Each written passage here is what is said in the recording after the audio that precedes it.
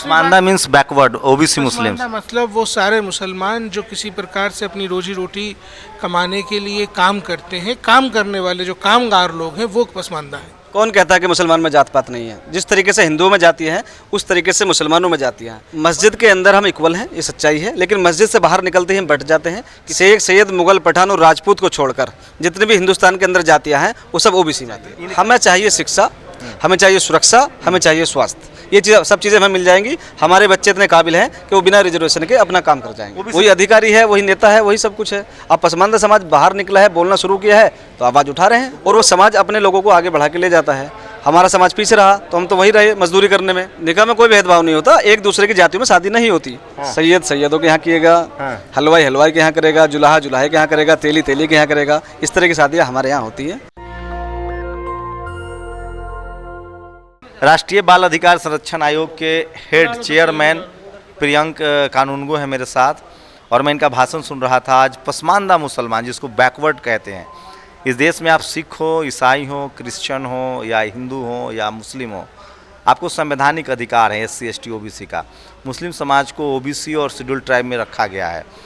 प्रियंक, आप बता रहे थे कि जिसको पसमानदा मतलब OBC मुसलमानों को, उनके बच्चों की एजुकेशनल सिचुएशन क्या है आपके आंकड़ों के हिसाब से? देखिए, हमने देश भर में मुस्लिम बच्चों की एजुकेशन को लेकर के बहुत सारी कंसल्टेटिव मीटिंग्स की, बहुत सारे लोगों से बात की, बहुत सारे विज़िट्स किए, और उसके बाद हम इस नतीजे पे पहुँचे हैं कि देश में कुल 1 करोड़ से ज़्यादा बच्चे, ख़ासतौर पे मुस्लिम बच्चे ऐसे हैं जो कि अनमैप्ड मदरसों में हैं, तालीम से दूर हैं, अपनी बुनियादी शिक्षा का जो उनका हक है उससे महरूम है, और उसमें एक बड़ी संख्या पसमानदा मुसलमान बच्चों की है। क्योंकि ये कैसे आइडेंटिफाई किया पसमानदा? ये तो जब बात करेंगे आप, जब कम्युनिटी के बीच में बैठेंगे, बच्चों से मिलेंगे, तब पता चलेगा। Pasmanda means backward OBC Muslims. Pasmanda मतलब वो सारे मुसलमान जो किसी प्रकार से अपनी रोजी रोटी कमाने के लिए काम करते हैं, काम करने वाले जो कामगार लोग हैं वो पसमानदा है।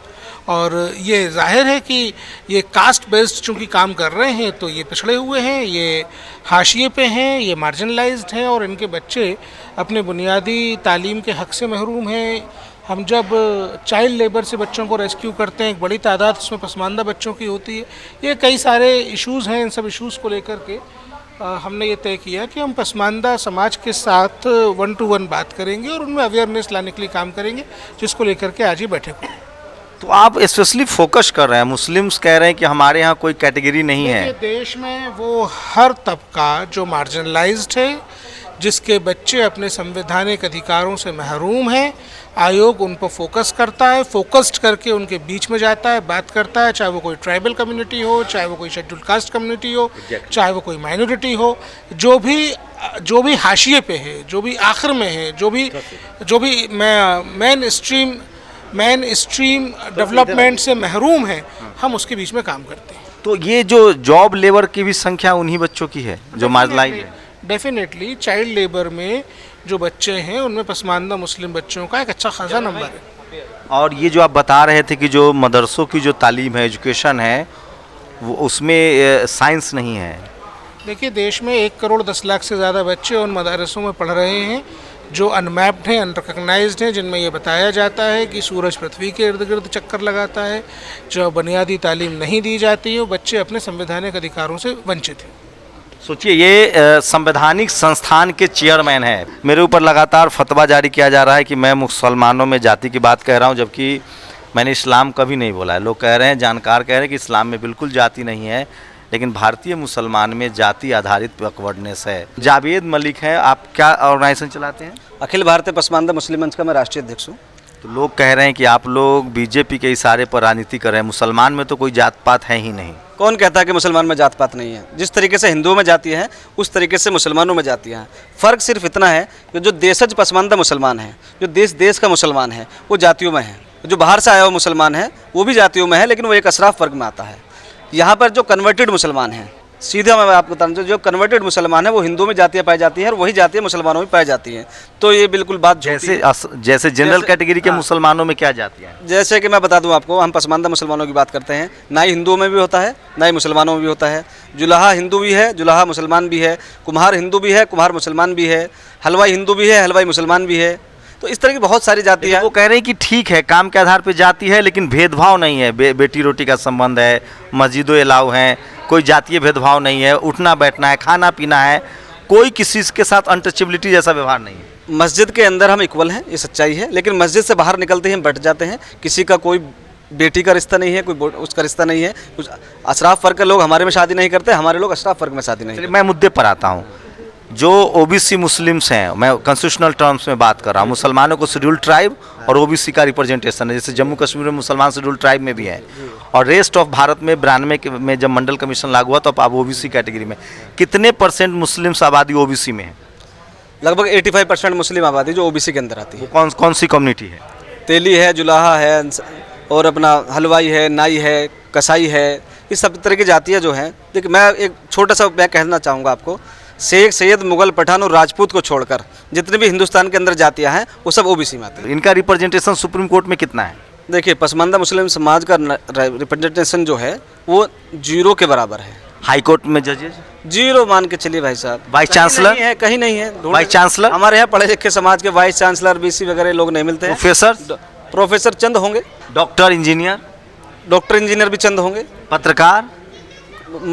मतलब ही नहीं बनता, एक भी नहीं है यहाँ। मतलब सेम हालात वही है जाति का, वो मुस्लिम में भी। राइट, वही हालात है जो हिंदू समाज में। लेकिन मैं कई ओबीसी नेताओं से मिला तो ओबीसी समझ रहा था। मैं कई ओबीसी नेताओं से मिला तो मुझे जनरल कैटेगरी के मुसलमानों ने फतवा जारी कर रखा है कि मैं जात पात फैला रहा हूँ, बीजेपी का एजेंट हूँ, ये आरोप आप पर भी लगेगा। जितने भी संस्थान हैं वो सब जनरल कैटेगरी के कब्जे। 8-10 इदारे हैं ना जो जैसे जितने भी इदारे हैं वो सब जनरल कैटेगरी के जो हमारे भाई हैं उनके कब्जे में हैं, और वो अपने हिसाब से फतवे जारी कर देते हैं। वो चाहे हमारे खिलाफ भी हो सकता है, आपके खिलाफ भी हो सकता है। तो इससे कैसे उभरेंगे आप लोग? रिप्रेजेंटेशन के लिए रिजर्वेशन के पक्ष में तो कोई जागरूकता ही नहीं है मुस्लिम समाज में जितना नहीं चाहिए। हमें चाहिए शिक्षा, हमें चाहिए सुरक्षा, हमें चाहिए स्वास्थ्य। ये चीज़ सब चीज़ें हमें मिल जाएंगी। हमारे बच्चे इतने काबिल हैं कि वो बिना रिजर्वेशन के अपना काम कर जाएंगे। ओबीसी रिजर्वेशन नहीं चाहते हैं आप लोग? जो मिल रहा है वो चाहते हैं, लेकिन अलग से हमें रिजर्वेशन की कोई आवश्यकता नहीं है। नहीं, क्योंकि तेजी नहीं, अलग की बात नहीं कर रहा हूँ। जो ओबीसी रिजर्वेशन है अभी 27%, जिसकी वजह से आप डॉक्टर, इंजीनियर, प्रोफेसर बन रहे हैं, वो चाहते हैं आप लोग की नहीं? वो चाहते हैं और मिल भी रहा है। मिल रहा है? मिल रहा है। जब से मोदी जी की सरकार आई है, आपने पहली बार देखा कि 44 IAS एक बार में पास हुए। क्या हिंदुस्तान में सबसे पहले IAS नहीं बनते थे? मोदी जी सरकार आने के बाद ही IAS इतने क्यों बढ़े?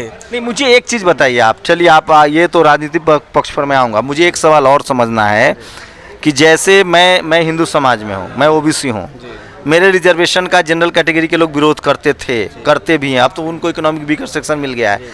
क्या मुस्लिम समाज में भी ये स्थिति है कि जो जनरल कैटेगरी वाले हैं, जैसे आपके AMU है, जामिया है, वहाँ अगर वो जान जाते हैं कि ये ओबीसी कैटेगरी से है तो उनके साथ कोई भेदभाव होता है नंबर के आधार पे? बिल्कुल होता है। सारे संस्थानों में एकदम ऑथेंटिक बात बताइएगा। एक बात ये बता रहा हूँ कि मीडिया में भेदभाव होता है। हमारे जो मित्र मीडिया में है वो हमें बताते हैं आके कि हमारे साथ वहाँ भेदभाव होता है। आप AMU की जो बात कर रहे हैं, अलीगढ़ मुस्लिम यूनिवर्सिटी की, आप उसमें जाकर देख सकते हैं कि कितने प्रोफेसर ओबीसी समाज से आते हैं, पसमानदा मुसलमान समाज से आते हैं। आपको 1-2 के अलावा कोई नहीं मिलेगा। तो आपकी कम्युनिटी बोल कहाँ रही है? तो कम्युनिटी को बोलने का मौका कहाँ दिया गया अब तक? अब तक तो आप सिर्फ मुसलमानों की बात होती थी। इस देश में सिर्फ मुसलमानों की बात हुई, और जो मुसलमानों की जब बात होती थी तो जो अशराफ वर्ग का जो मुसलमान है वो अपना हिस्सा ले जाता था। वही सिस्टम में है सारा, वही अधिकारी है, वही नेता है, वही सब कुछ है। अब पसमानदा समाज बाहर निकला है, बोलना शुरू किया है तो आवाज़ उठा रहे हैं। कुछ लोग आप पर आरोप लगाया कि आप लोग बीजेपी के लिए काम कर रहे हैं, किसी पॉलिटिकल एफिलिएशन है, सब बीजेपी के इशारे पर हो रहा है। तो हम पे आरोप लगाते रहे, हम पे क्या फ़र्क पड़ता है? बीजेपी ने हमें आगे बढ़ाया, बीजेपी में मौका दे रही है, बीजेपी में सरकार में हिस्सेदारी दे रही है, तो हम बीजेपी के साथ नहीं रहे तो क्या दिक्कत है भाई?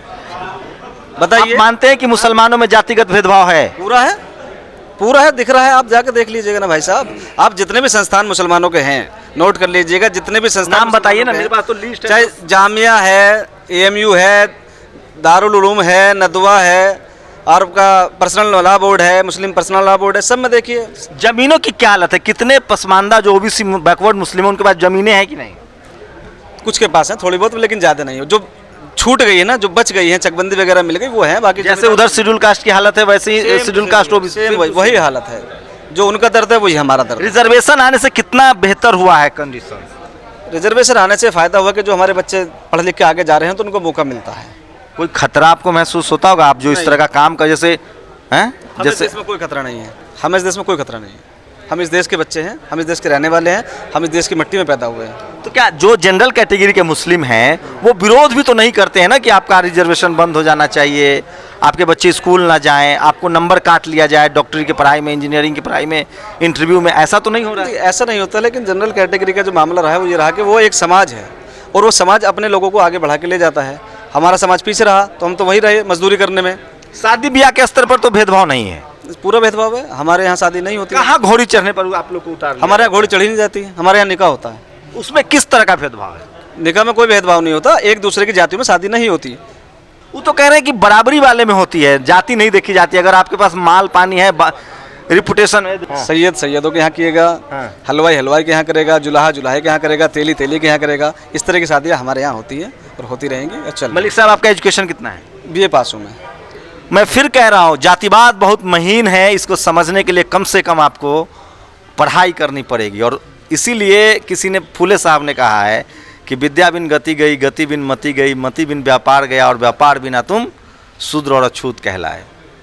तो मुसलमान में भी शूद्र है, मैं नहीं कह रहा हूँ, मलिक साहब कह रहे हैं, आप फतवा जारी कर सकते हैं। चाहिए। मैं तो एक पत्रकार के तौर पे बस रिपोर्ट बना रहा हूँ, मेरे खिलाफ तो आप फतवा दे ही रहे। लेकिन मैं फिर कह रहा हूँ, इस देश में आप हिंदू हैं या इस्लाम मानने वाले हैं या वैदिक धर्म मानने वाले हैं, सिख धर्म में हैं, क्रिश्चियन हैं या बुद्धिस्ट हैं, SC ST OBC ये आपका संवैधानिक अधिकार है।